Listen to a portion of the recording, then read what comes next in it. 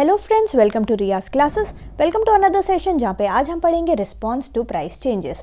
This topic is part of unit 11 price adjustment strategies of the subject marketing management of MCU 06 MCOM second year IGNOU.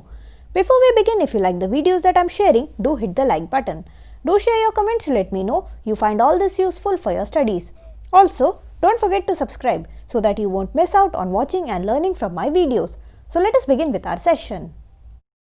तो price जब भी increase होता है ये या तो एक पॉजिटिव इमेज हमारे कस्टमर के दिमाग में छोड़ता है या फिर it will impact in a negative way. Positive तरीके से भी हमारा बायर जो है उसको पॉजिटिव मीनिंग भी जा सकता है या फिर नेगेटिव मीनिंग भी जा सकता है।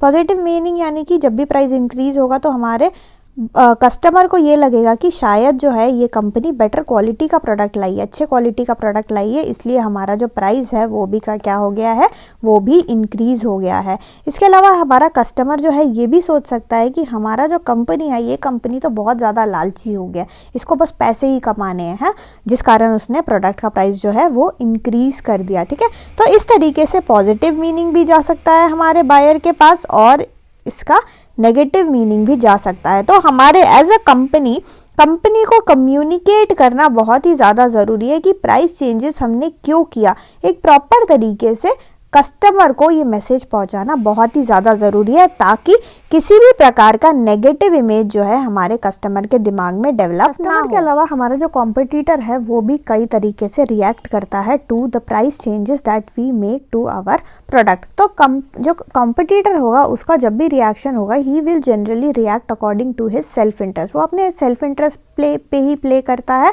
वो बस यही चाहता है कि वो जो है वो हमसे आगे बढ़े। ठीक है, तो वो अपने सेल्फ इंटरेस्ट पे ही सारा जो है रिएक्शन देगा और कंपनी प्रोडक्ट और प्राइस से रिलेटेड डिसीजन जो है वो सेट दो तरीके के रिएक्शन ही देता है। या तो वो प्राइस को मैच करेगा, आपसे प्राइस को मैच करेगा, यानी कि अगर आपने अपने प्रोडक्ट का प्राइस बढ़ाया तो वो भी बढ़ा देगा, या फिर अगर आपने कम किया तो वो भी कम करेगा। बट अगर उसको लगेगा कि आपका कंपनी जो एकदम ही डूब रहा है या आपका कंपनी का प्रॉफिट कम है या कुछ है तो वो क्या करेगा, वो मैच कभी कभार वो नहीं करेगा। तो यही दो चीज़ें वो करेगा, या तो वो बिल्कुल ही रिएक्ट नहीं करेगा, वो जो है बिल्कुल अपने प्राइस जो है वो स्टेबल ही रखेगा, या फिर वो अपना प्राइस इंक्रीज या डिक्रीज कर सकता है।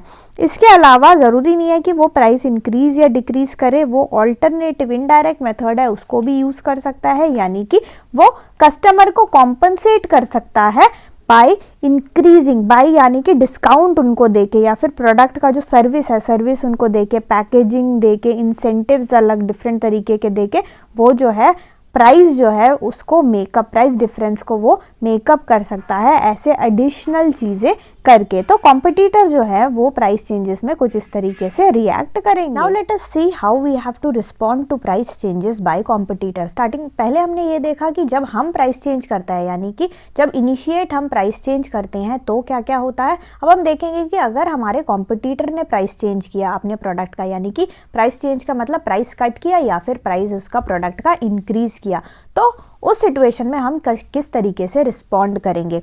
जब भी प्राइस चेंज होगा यानी कि प्राइस इंक्रीज या डिक्रीज होगा, हमें देखना पड़ेगा कि प्राइस चेंज का रीज़न क्या है। प्राइस चेंज का रीज़न कुछ भी हो सकता है। कॉम्पीटिंग फर्म्स जो होते हैं वो किसी भी कारणवश जो है प्राइस को वो चेंज कर देते हैं, या तो एनवायरनमेंट में चेंजिंग कंडीशंस हो रहा है, कुछ टेक्नोलॉजी बदल रही है, इंडस्ट्री में कुछ मेजर चेंजेस आ रहे हैं, इस कारण प्राइस घट और बढ़ सकता है। इसके अलावा क्या पता उस कंपनी के पास कैपेसिटी बहुत ज़्यादा और बहुत ज़्यादा एक्सेस कैपेसिटी हो जिसके कारण उसने प्राइस को कम कर दिया, या फिर प्राइस को वो इसलिए भी कम कर सकता है क्योंकि उसको ज़्यादा से ज़्यादा मार्केट शेयर जो है वो उसको मार्केट शेयर में लीडर बनना है। तो रीज़न जो है कुछ भी हो सकता है और आपको सबसे पहले रीज़न देखना पड़ेगा कि किस कारण हमारे कॉम्पिटिटर ने प्राइस को चेंज किया। इसके बाद आप देखोगे कि you will see the response of others, यानी कि आपके अलावा और भी लोग होंगे, और भी इंडस्ट्रीज़ होंगी, और भी कंपनीज होंगे, वो फर्म्स जो है किस तरीके से इस प्राइस चेंज को रिस्पॉन्ड कर रहे हैं। वो क्या अपना प्राइस बढ़ा रहे हैं या वो घटा रहे हैं, या फिर वो स्टेबल अपना प्राइस जो है वो उसको चेंज बिल्कुल भी नहीं कर रहे हैं, ये भी आपको एक बार देखना पड़ेगा।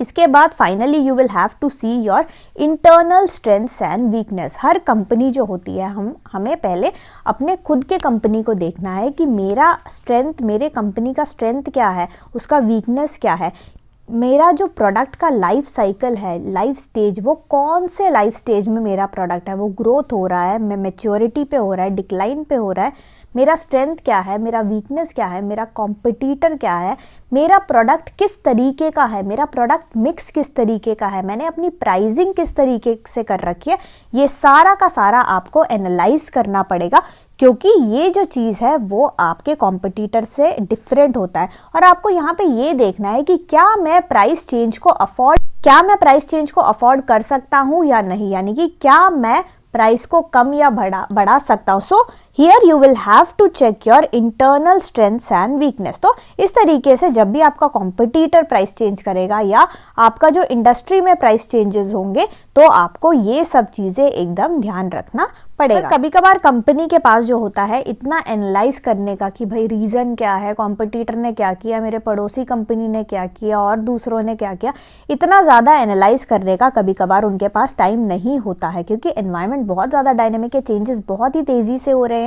अगर आपने क्विक डिसीजन नहीं लिया तो आपका जो मार्केट शेयर है, मार्केट शेयर पे इफेक्ट पड़ेगा। ठीक है, आपका मार्केट शेयर पे इफेक्ट पड़ेगा, क्योंकि अगर आपने प्राइस चेंजेस नहीं किए इंडस्ट्री के हिसाब से, जो कस्टमर है वो स्विच कर जाएगा। ठीक है, तो कंपनीज के पास कभी कभार चेंजेस क्योंकि इतनी जल्दी जल्दी होते हैं, कंपनीज के पास इतना टाइम नहीं होता है इतना डिटेल एनालिसिस करने का सारे फैक्टर्स को, तो उनको जल्दी जल्दी से रिएक्ट करना पड़ता है। ठीक है, उनको रिएक्ट करना पड़ता है जल्दी जल्दी से, and they should be ready with alternate response. उनके पास ऑल्टरनेट रिस्पॉन्स एकदम तैयार होना चाहिए, ताकि वो इमीडिएटली रिएक्ट कर पाए towards the changes in the environment. So thank you so much for watching. Like, share and subscribe to Riya's classes. Thank you and bye bye.